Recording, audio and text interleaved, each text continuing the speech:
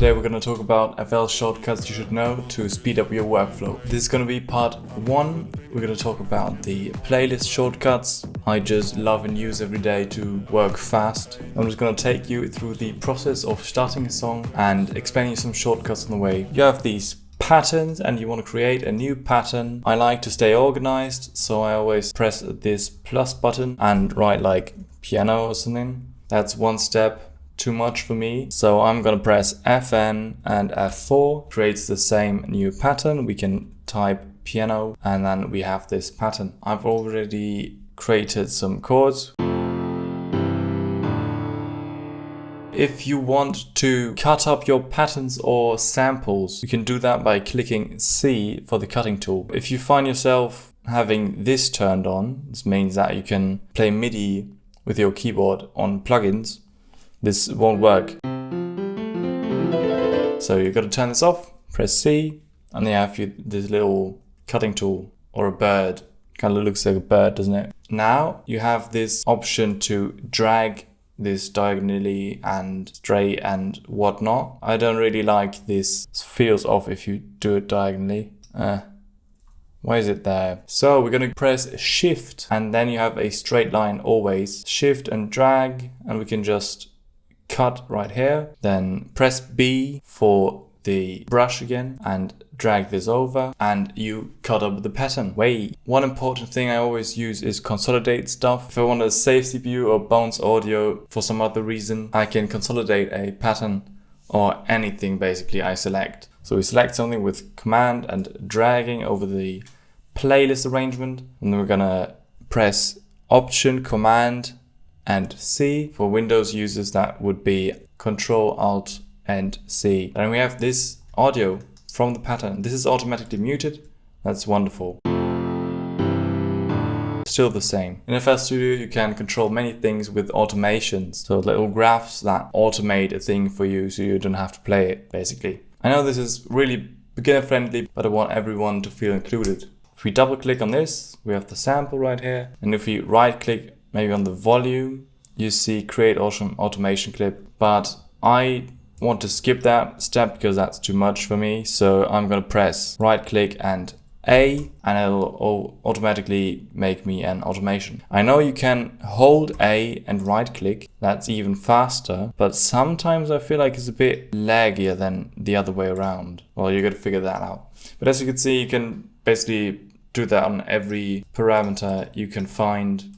And we have created so many automations. In these automations, right click for some new points. And now our piano sounds amazing. Nice. Another important step, if you don't want to double click into the sample, you can just select this little icon in the corner of the sample and then click on Automate Panning or Volume. I use these all the time because that's just faster for quick volume automations. But we want to skip this step as well. So we click this icon and press A and then V or P for panning and volume. So I've clicked V and this is the volume, and I can AP and I have the panning. Fun fact, every shortcut is always shown with an underlined letter. So we have automate with A, rename color with R, channel settings with C, and so on. So the next step to start the song would be to continue this piano loop. You can press C again, Shift, and now a new thing, right click. And then it's becoming this red line. With the red line, we can trim off parts. So the smaller portion of the sample will automatically be deleted. So you can see,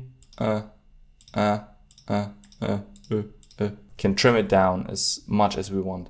So Shift, right click in the cutting mode, just get rid of that. Shift, click and drag the sample and we have officially copied it over. Because copy and paste, just paste it in the same location. Those are too many steps. Another way to copy something over, could be faster in some instances, is Command or Control B. So if we have this, we select it and Command B, we've got this. Now we can select these 2 and do the same thing and do this over and over again, and it will double every time. And now the song is finished. The next thing is muting stuff.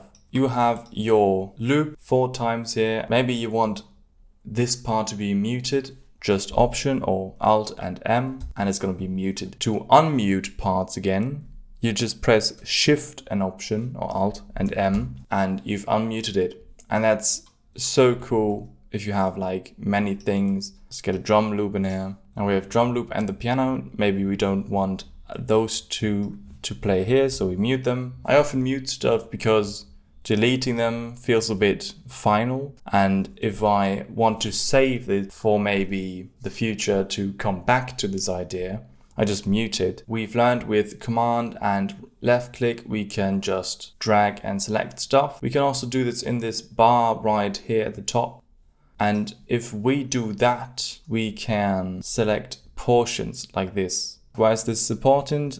Well, you've learned already with Command or Control and B, we can copy and paste stuff to the right. Well, now there's a problem. Let's say you want to repeat this whole part. If you do only this, it will go there. But we can select everything, Command B, and now everything's one further. If you only want the bottom thing, the drum loop repeated, you can select everything, then only select the drum loop, and the loop is still selected, Command B, and now only the drum loop gets repeated. Another fun one is Shift and F. With Shift and F you can toggle this fade editing controls. So if I press Shift and F, these appear and you can make a sample louder or quieter and fade stuff. I use this all the time to fade between samples, and then I can just, if I don't want these controls to show anymore, Shift F, they're gone. The same thing applies for Shift M. This is the stretch mode. Drag it and it becomes this. Shift M again, and if you then stretch it, it's just gonna trim the sample or pattern. Another thing is grouping tracks. Like if we want this drum loop and the piano to be in a group together, I am just gonna select them with these little bars, and actually I'm gonna move these 2 tracks down. So I'm gonna right click D and I'm gonna go down 1 track, both of them. I can also right click I to insert a track before that. Maybe we have everything full with stuff and we want to tidy up a bit, so I'm gonna right click I, and before this track there's gonna be inserted another track. And then we can select these 2, right click and G. They're going to be grouped. We can call the group piano and drums. And maybe I want to group these as well. Other stuff I don't need. And then we're going to just collapse this with this little arrow. You can still select these and still copy these over. An important thing to know is that with the Command or Control B shortcut, you're gonna copy and paste it directly behind the sample or pattern. So if you want these 4 bars to repeat and press Command B, this happens. We don't want that. For that, we can as well select these 4 bars, then select this stuff we want to repeat, and then repeat it, and it gets repeated to the selected end. Another thing is select something and FN and backspace or delete on your keyboard. If you do that, it gets deleted. I used to do Command or Control and X to cut something, but if I have something else copied to my clipboard and I want to still paste it, but in the meantime I want to delete something, the new cut sample will be copied to the clipboard. Do you know what I'm talking about? So if I copy this and then cut this and then paste, and this stuff right here is going to be pasted. So I copy this, delete this, and paste, and this is going to be pasted. Now with Fn and F9 we can open the mixer track, and that should be it for this video. We have quite a lot to tackle in the mixer tracks next video. If you like this and found it to be helpful, like, subscribe, and comment shortcuts I maybe forgot and you find helpful. Maybe I'm gonna learn something as well, and we'll see each other in the next video. Goodbye.